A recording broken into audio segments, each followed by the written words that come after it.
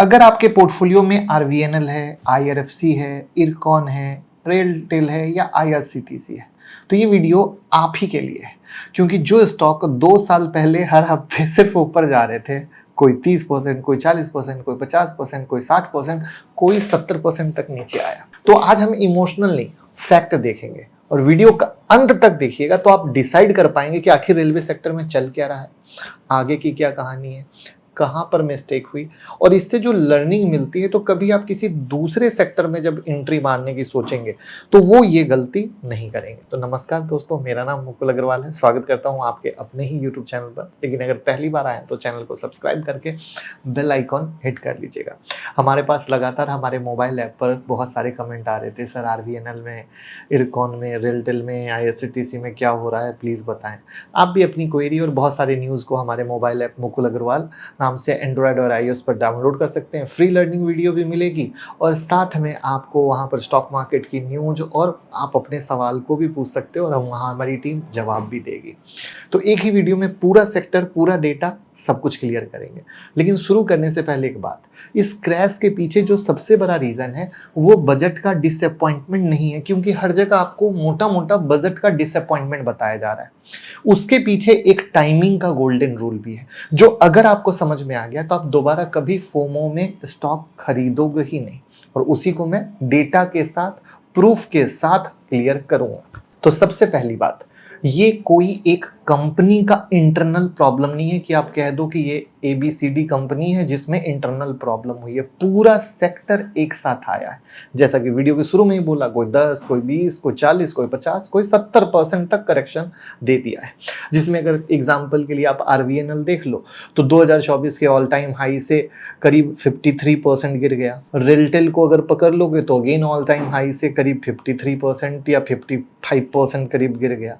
अगर आप इरकॉन पे आ जाओगे तो करीब 60% गिर गया। अगर आप टीटागढ़ रेलवे पे आ जाओगे तो करीब वो भी 60-65% के करीब गिरा है, राइट। तो मतलब सबकी हालत खराब। आईआरएफसी को भी देख लो, उसकी भी वही हालत है। आईआरसीटीसी देख लो, वो 30-35% गिरा हुआ है। मतलब आप जिधर नजर पाओगे ब्लड बाथ ही नजर पाओगे, ठीक है। और सबकी हालत खराब। और सबसे मजेदार चीज, रिटेल वाला जबरदस्त फंसा हुआ है। अब यहाँ एक इंपॉर्टेंट चीज समझिए, सिर्फ ये मत देखिए कि कौन कितना गिरा, ये भी देखिए कि गिरने से पहले कितना भागा था। कई रेलवे स्टॉक जो जिनको कोई पूछता भी नहीं था और अर्ली जिसने एंट्री ली वो अपने भाव से कोई 2 गुना हुए, कोई 4 गुना हुए, कोई 8 गुना हुए, कोई 10 गुना हुए। और अब 60% गिरने के बाद भी जो इन्वेस्टर अगर अर्ली एंट्री वाले हैं तो वो आज भी मोटे मुनाफे में हैं। यानी दोनों साइड का डेटा देखना जरूरी है। सिर्फ रेड कैंडल देखकर पैनिक होना जरूरी नहीं है। अगर ये पॉइंट पसंद आया हो तो लाइक का बटन दबाइएगा, क्योंकि मोस्टली टाइम लोग सिर्फ रेड का कैंडल देखते हैं बट उससे पहले ग्रीन क्या हुआ वो भूल जाते हैं। अब समझना होगा, सबसे पहले ऊपर गया ही तो क्यों गया। पहला रीजन था सरकार का कैपेक्स। इंडिया ने रेलवे इंफ्रा पर हिस्ट्री का सबसे बड़ा पुश दिया। Dedicated flight corridor, Vande Bharat, Amrit Bharat train, station redevelopment, track electrification, PM Gati Shakti, national logistic policy. एक ही सेक्टर को बेनिफिट मिला, कौन? रेलवे। सब कहानी रेलवे। ऑर्डर बुक फट गया।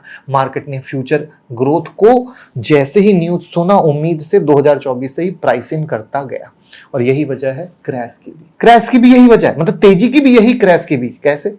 देखिए, बिजनेस क्रैश नहीं हुआ है, प्राइस कह रहा है क्रैश हुआ है। मार्केट कभी सीधी लाइन में सिर्फ ऊपर नहीं जाता है। जब कोई सेक्टर बहुत पॉपुलर हो जाता है, वैल्यूएशन रियलिटी से बाहर चला जाता है। कई रेलवे कंपनी 70 से 100 पीई पर ट्रेड कर रहे थे। आरवीएनएल अपने trailing earning per 59 time P तक पहुंचा। Jupiter wagon 71 time. कंपेयर करो आईआरएफसी से, जो एक स्टेबल सरकार बैक्ड लेंडिंग बिजनेस है, सिर्फ 17-18 टाइम पी पर है। ग्रोथ ऑलरेडी प्राइस में आ चुका है। जब एक्सपेक्टेशन इतनी हाई हो तो छोटी सी डिसअपॉइंटमेंट भी करेक्शन देती है। और वो कहाँ आया? Q4 2026 में आईआरसीटीसी का प्रॉफिट साल 9% नीचे आया। क्वार्टर ऑन क्वार्टर 17% से ज्यादा। आरवीएनएल का फाइनेंशियल ईयर 25 रेवेन्यू 8.9% नीचा, प्रॉफिट 17% डाउन। करेक्ट? मतलब अब सोचो, छोटी सी डिसअपॉइंटमेंट कैसे इंसान को हिला देती है, उम्मीदों को तोड़ देती है। यहां मैं आपको एक गोल्डन रूल देना चाहता हूं जो मैं बार बार सिखाता हूं। शेयर मार्केट में सबसे इंपॉर्टेंट चीज होती है टाइमिंग। कब आप एंटर कर रहे हो, कब आप एग्जिट कर रहे हो। दो तरह के इन्वेस्टर होते हैं। स्टेज 1 इन्वेस्टर जो बिजनेस को समझते हैं और जब स्टॉक नेगलेक्ट में होता है, किसी का कोई इंटरेस्ट नहीं होता, वो तब एंट्री करते हैं। स्टेज 2 इन्वेस्टर जो सिर्फ तब देखता है जब स्टॉक 20 गुना, 30 गुना, 10 गुना भाग चुका होता है और उसको लगता है मैं रह गया। फोमो में आकर वो खरीदते हैं और फिर करेक्शन में फंस जाते हैं, जैसे लोग गोल्ड में फंसे, क्रिप्टो में फंसे, राइट। तो ये सिर्फ रेलवे की बात नहीं है। आप जहां नजर डालोगे ना किसी सेक्टर में, एआई में देखना लोग फंसेंगे, सुपर फंसेंगे। आप इन नोट करके रख लो, ठीक है। तो फंस भी रहे हैं, ऐसा नहीं कि फंस नहीं रहे हैं, फंस भी रहे हैं। तो यानी हमें टाइमिंग बहुत इंपॉर्टेंट आती है। इसलिए प्राइस लेवल देखकर डिसीजन मत लो, बिजनेस लेवल अप्रोच रखो। आपके पोर्टफोलियो में अगर ये स्टॉक है, कमेंट में बताना किस प्राइस पर कौन से स्टॉक है, ठीक है, जिससे मैं उसको रीड करके कोई भी मेरे साइड से मदद मिल सकेगी तो मदद करने की कोशिश करूंगा, क्योंकि मुझे पता है बहुत क्वेरी आई थी, तब ये वीडियो मैंने बहुत टाइम के बाद बनाई है। अब दूसरा बड़ा रीजन, पहला तो आप समझ गए, रेलवे को चलाता कौन है? भारत सरकार। तो रिमोट कंट्रोल सरकार के पास है। हर साल रेलवे बजट में सरकार उस सेक्टर को कितना एलोकेट करती है, सरकार पर है। और यही डिसाइड करता है कितने कॉन्ट्रैक्ट, कितने टेंडर निकलेंगे। पिछले कुछ सालों में रेलवे बजट ग्रोथ तो हुआ है, इसमें कोई डाउट वाली बात नहीं है। रिकॉर्ड हाई तक फाइनेंशियल ईयर 2026-27 में 2.93 लाख करोड़, लेकिन ग्रोथ रेट स्लो हो गया। पहले जहां बजट में 30% प्लस के जंप देखने को मिले, अब वो सिंगल डिजिट ग्रोथ में सिमट गया। मार्केट इस बार उम्मीद कर रहा था कि 3 लाख करोड़ का मार्क क्रॉस हो जाएगा, एकदम धमाकेदार बजट होगा। तो एक्चुअल में आया कितना? 2.93 लाख करोड़, एक्सपेक्टेशन से कम। और इसी होप के चलते रेलवे स्टॉक बजट से पहले रैली पकड़ता है। फिर जब एक्चुअल नंबर एक्सपेक्टेशन से कम आता है तो बिक्री होने चालू हो जाती है।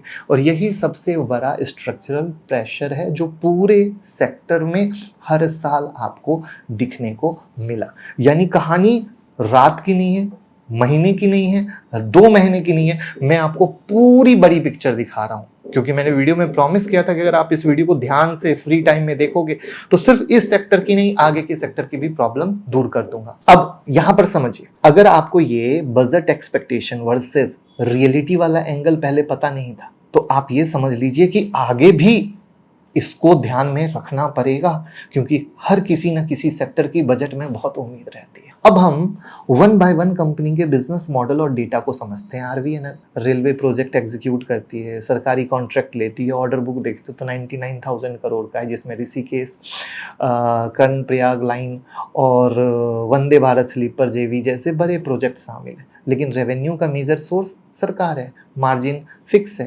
कंपटीशन बढ़ रहा है, वैल्यूएशन पिक पे है और एक्सपेंसिव हो गया है, तो करेक्शन बनता है। आईआरएफसी, बहुत से लोग इसे रेलवे कंपनी समझते हैं, लेकिन ये एक्चुअली एक फाइनेंस कंपनी है।